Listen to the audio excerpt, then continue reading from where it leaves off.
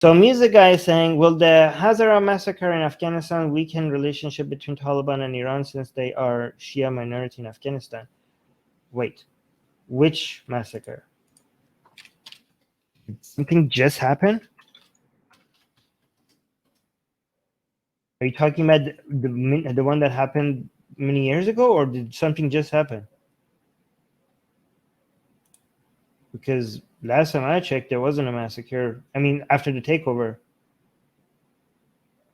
You're talking about the one that happened years ago, right? Nothing recently happened, right? Somebody. Wait, recent? I'm not seeing it in the news. I've been following the news. Massacre? Okay, you're saying it was recent. No, like, was it like a massacre? Actual massacre? Oh, okay. Not, you're talking about the... Okay, Taliban responsible for massacre of 9 Hazara men amnesty. When?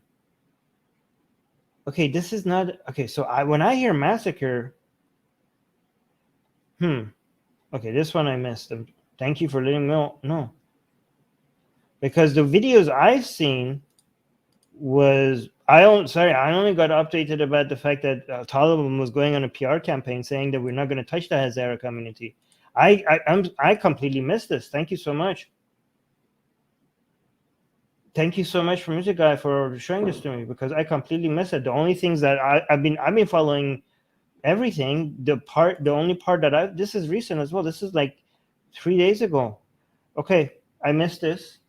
Thank you for showing me. So for people who don't know, the Hazarat community, is it? I think it's Hazarat.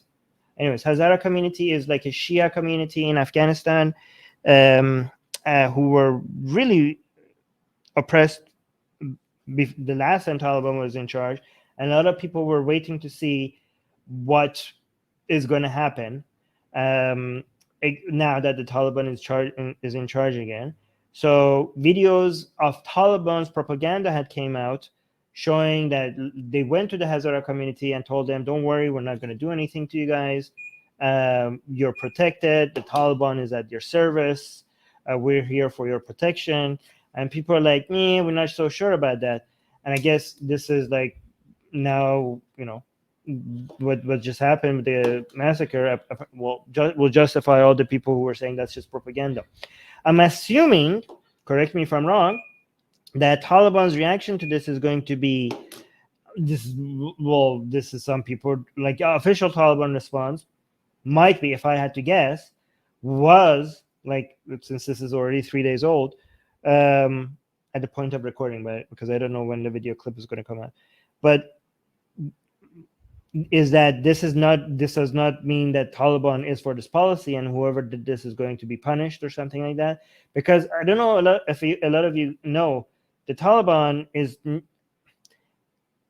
not this one unanimous group of people with the same policy. Okay, it is relatively like that compared to everything else there, right? Like they have been able to be more in line on their policies and the things they're saying compared to the alternatives, but relative to what we understand as like but it's not as unanimous and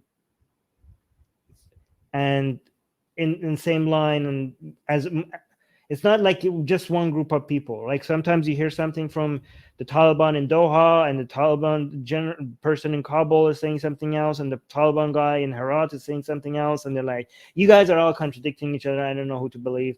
And some person is like, well, yeah, we will never attack this place. And like somebody's like, well, we're actually attacking them right now. So I don't know how effective is it.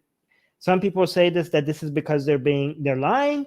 Some people are saying it's because they're not in full control of each other, and some people are saying it's a mix of both. And some people are saying like this. Some people are predicting that this is going to change, become more like there's going to be more internal conflict within Taliban now that they're in charge, and now that the spoils of war need to be allocated between different groups of Taliban's, different Talibani leaders, this is going to make them turn on each other. And some people are like, no, now that the war is over, they're going to be able to unite and work, speak as one voice, right? So we'll see. I'm not going to predict anything right now because this is like too unpredictable. But actually, what is the question? So now that there's a massacre in Afghanistan, weakened relationship between Iran and Taliban in Iran, since they are Shia minority in Afghanistan. I don't think you. I think Iran's government is more interested in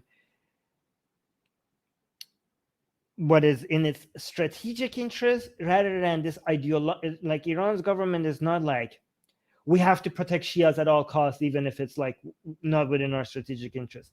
It's not like that. Like, I know they seem very ideological, but it's more about coming up with the most strategic solutions to gain the most influence and power. Like, that's the best explanation for what they do. It's not like, okay, even though if like we have to be anti-Taliban now, even if it's against our interest, we have to be anti-Taliban because they are oppressing Shias. It's not like that. It's like, if it's in their best interest to work with Taliban, they work with Taliban, and they're willing to turn a blind eye on anything they have to. However, if it looks bad that they're not reacting to Taliban, given that they're Shias, they will be more anti-Taliban. Like, so for example, for example, let's say the Islamic Republic of Iran actually becomes more anti-Taliban because of the way that they're treating Shias in Afghanistan. Okay, you might think, well, look, actually what Armin said was wrong, because it seems like they do care. They don't care. If they become more anti-Taliban in response to the Taliban oppressing Shias, that's not because they care. That's because it's really bad for their propaganda if, in the face of all this Shia oppression, the Islamic Republic of Iran doesn't do anything anti-Taliban, right? Because Iran's government has a lot of interest in Afghanistan, and a lot of that interest is met by using the Shia population in Afghanistan for the Islamic Republic of Iran's interests, right? You will be losing a lot of potential allies if one of your main promotion tactics for having support by the Shia community in Afghanistan is that we're here to protect you, right? So imagine using Afghan civilians and recruit them in your armies in Afghanistan, and one of your marketing is like, be with us, we're Shia, you're Shia, we'll protect you. And then when they actually oppress Shias, you're like, what? Like, we didn't see any, what, who, what? Right? So that will hurt your marketing. So in that way, it might pressure them. So it might really depend on how Taliban reacts to this. If Taliban goes to Iran like, hey, look, this was not us, we'll find these people and we'll punish them, and Iran's like, okay, don't let it happen again. Like, it really depends, or it really depends on how much internal maybe pressure the Islamic Republic of Iran will get from, not from like average people, but from its Shia religious community, which it needs for support, because that's the last support that it has. Zakura is saying, Hazaras, am I saying this right? Hazaras are an ethnic Mongol minorities who targeted and slaughtered who are targeted in both Afghanistan and Pakistan. Hazaras, they are, am I saying it right? Let me actually check. They are a Shia group, for people who just came here and don't know who they are. And they are in Pakistan and in Afghanistan.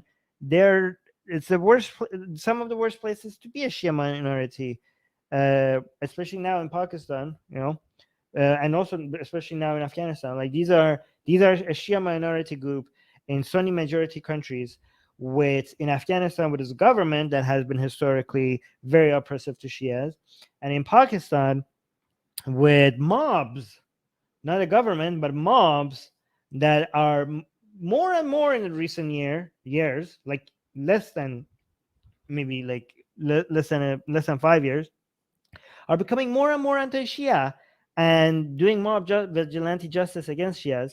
So these are really horrible times for Shias in Pakistan and in Afghanistan.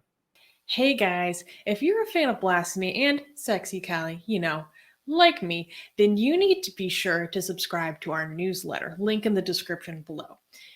Because if you subscribe, we will send you a free copy of our blasphemous art ebook. And let me tell you, it is the tastiest blasphemy that you can find anywhere available today.